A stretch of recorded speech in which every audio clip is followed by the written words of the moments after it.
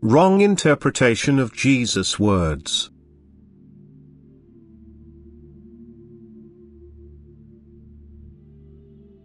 Human thought has an earthly tendency, consequently people also interpret everything in an earthly way that had a profoundly spiritual meaning, that was conveyed to them as spiritual guidance by me, who has always spoken to humanity either directly or through messengers.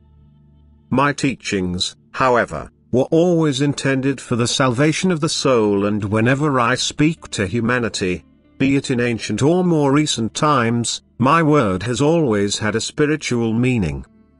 This was quite correctly understood at the time, but soon the spiritual meaning was interspersed with worldly ideas and, eventually, interpreted in a purely worldly sense. And thus my word never remained unspoiled. Performances and customs evolved from it which no longer correspond to its spiritual meaning, and my word has lost its healing power, since it is no longer my pure word. That which was demanded of you spiritually, because I expected its fulfillment to be a blessing for your souls, has been turned into earthly performances by you humans.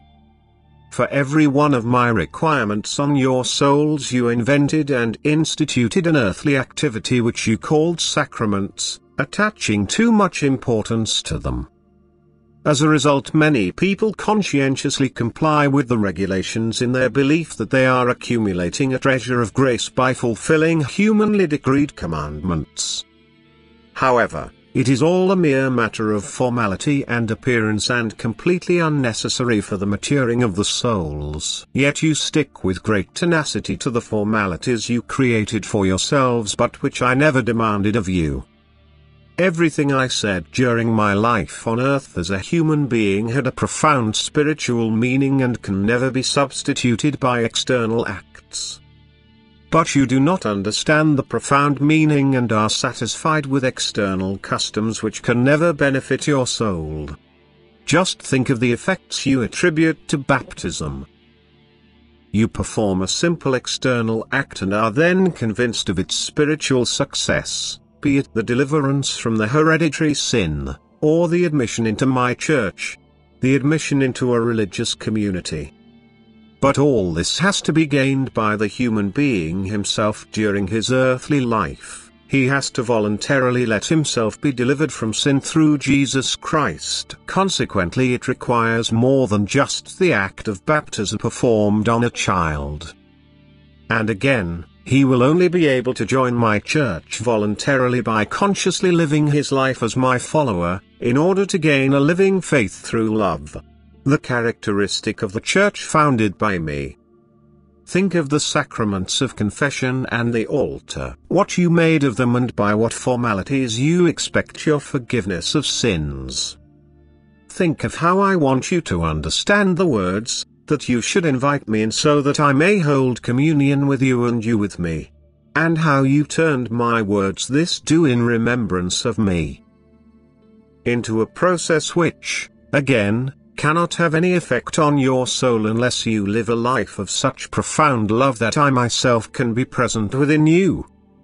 All spiritual requirements your soul was meant to cope with by itself were combined with earthly concepts by you humans, and thus you created your own structure, so that you eagerly comply with what is demanded of you, what is claimed to be my will.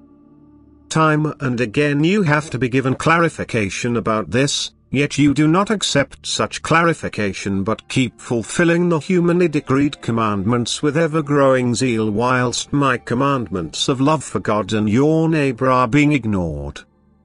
As a result, your spirit is growing consistently darker until, in the end, you will become quite unable to recognize the error of your thoughts and actions.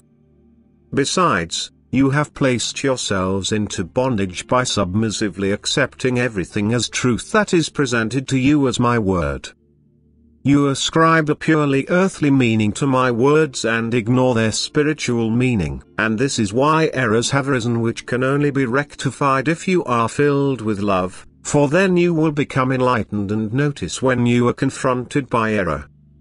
then you will know that all humanly decreed commandments and sacramental acts are a deception, which could only have been alleged to be divine will by a dark spirit, and you will endeavor to free yourselves from error in the recognition of pure truth, which alone can benefit the soul, and which can only be recognized as truth by someone who dwells in love, and who thus will fulfill my commandment of love first and then, as a result, also think correctly. Amen.